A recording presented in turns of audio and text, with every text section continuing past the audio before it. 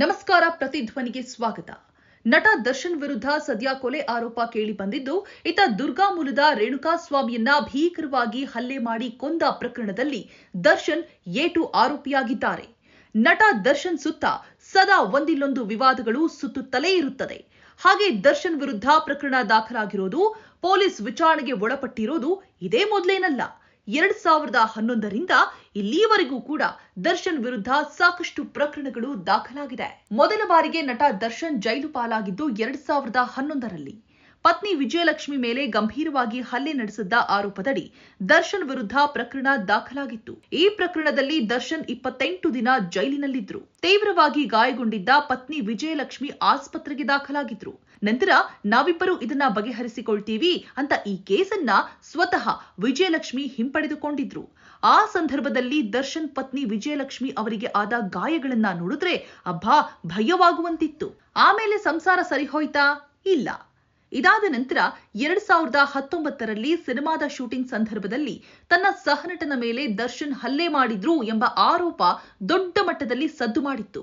ಆದ್ರೆ ಈ ಪ್ರಕರಣದಲ್ಲಿ ಯಾವುದೇ ದೂರು ದಾಖಲಾಗಿರಲಿಲ್ಲ. ಅಲ್ಲಿ ಇಲ್ಲಿ ಹಾಗೆ ವಿಚಾರ ಹರಿದಾಡ್ತು ಬಿಟ್ರೆ ಮುಂದುವರಿಯೋದಕ್ಕೆ ಬಿಡ್ಲಿಲ್ಲ. ಇನ್ನು 2021ರಲ್ಲಿ ನಿರ್ಮಾಪಕ ಉಮಾಪತಿ ಮತ್ತು ನಟ ದರ್ಶನ್ ನಡುವೆ ಆಸ್ತಿ ವಿಚಾರವೊಂದಕ್ಕೆ ರಂಪ ರಾಮಾಯಣವೇ ನಡೆದು ಹೋಗಿತ್ತು. 25 ಕೋಟಿ ಸಾಲದ ವಿಚಾರ ಎಲ್ಲಿಂದಲೋ ಶುರುವಾಗಿ ಎಲ್ಲೆಲ್ಲಿಗೋ ಹೋಗಿ ತಲುಪಿತ್ತು. ಕೊನೆಗೆ ಬಹಿರಂಗವಾಗಿ ಇಬ್ರು ಕೂಡ ಕಿತ್ತಾಡ್ಕೊಳ್ಳುವಂತಹ ಹಂತಕ್ಕೆ ಹೋಗಿದ್ರು. ವೇದಿಕೆಯೊಂದರಲ್ಲಿ ದರ್ಶನ್ ಉಮಾಪತಿಯನ್ನ ತಗಡು ಎನ್ನುವ ಹಂತಕ್ಕೆ ಹೋಗಿತ್ತು. ನಂತರ ಒಂದೆರಡು ವರ್ಷದ ಹಿಂದೆ ಮೈಸೂರಿನ ಸಂದೇಶ್ ದಿ ಪ್ರಿನ್ಸ್ ಹೋಟೆಲ್ನಲ್ಲಿ ರಾತ್ರಿ ಪಾನಮತ್ತರಾಗಿ ಹೋಟೆಲ್ ಸಿಬ್ಬಂದಿ ಮೇಲೆ ದರ್ಶನ್ ಹಲ್ಲೆ ನಡೆಸಿದ್ದಾರೆ ಎಂದು ನಿರ್ದೇಶಕ ಇಂದ್ರಜಿತ್ ಲಂಕೇಶ್ ಸ್ಫೋಟಕ ಆರೋಪವನ್ನ ಮಾಡಿದ್ರು. ಆ ಸಂದರ್ಭದಲ್ಲಿ ಪೊಲೀಸರು ಹೋಟೆಲ್ಗೆ ತೆರಳಿ ತನಿಖೆಯನ್ನ ನಡೆಸಿದ್ರು. ಈ ಪ್ರಕರಣ ಕೂಡ ಭಾರೀ ಸದ್ದು ಮಾಡಿತ್ತು. ಆದ್ರೆ ತನಿಖೆ ಹಳ್ಳ ಹಿಡಿಸಲಾಯಿತು ಎಂಬ ಆರೋಪಗಳಿವೆ.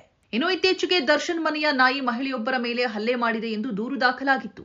ಈ ಕೇಸ್ನಲ್ಲಿ ದರ್ಶನ್ ಪಾತ್ರವಿರಲಿಲ್ಲ. ಅವರ ಆಪ್ತ ಸಹಾಯಕನ ತಪ್ಪಿನಿಂದ ಈ ಘಟನೆ ನಡೆದಿತ್ತು.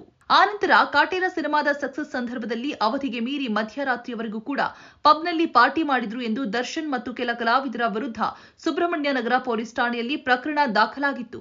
ಆಗ್ಲೂ ದರ್ಶನ್ರನ್ನ ಪೊಲೀಸರು ವಿಚಾರಣೆ ನಡೆಸಿದ್ರು. ಇದೀಗ ಜೂನ್ 11ನೇ ತಾರೀಕು ಕೊಲೆ ಕೇಸ್ನಲ್ಲಿ ಸದ್ಯ ದರ್ಶನ್ ಅರೆಸ್ಟ್ ಆಗಿದ್ದಾರೆ. ರೇಣುಕಾಸ್ವಾಮಿ ಕೊಲೆ ಕೇಸ್ನಲ್ಲಿ ಏಟು ಆರೋಪಿಯಾಗಿದ್ದು, ದರ್ಶನ್ ವಿರುದ್ಧ ರೌಡಿ ಶೀಟ್ ಓಪನ್ ಮಾಡಬಹುದು ಎಂಬ ಗುಮಾನಿಗಳು ಕೂಡ ಶುರುವಾಗಿದೆ. ಇದು ದರ್ಶನ್ರ ಜೀವನದಲ್ಲಿ ಇದುವರೆಗೂ ಕೂಡ ಅವರ ಮೇಲೆ ದಾಖಲಾದ ಪ್ರಕರಣಗಳ ವಿವರ. ಹೆಚ್ಚಿನ ವಿಡಿಯೋಗಳಿಗೆ ಪ್ರತಿಧ್ವನಿ ಯೂಟ್ಯೂಬ್ ಚಾನೆಲ್ ಸಬ್ಸ್ಕ್ರೈಬ್ ಮಾಡಿ, ಬೆಲ್ ಐಕಾನ್ ಕ್ಲಿಕ್ ಮಾಡಿ.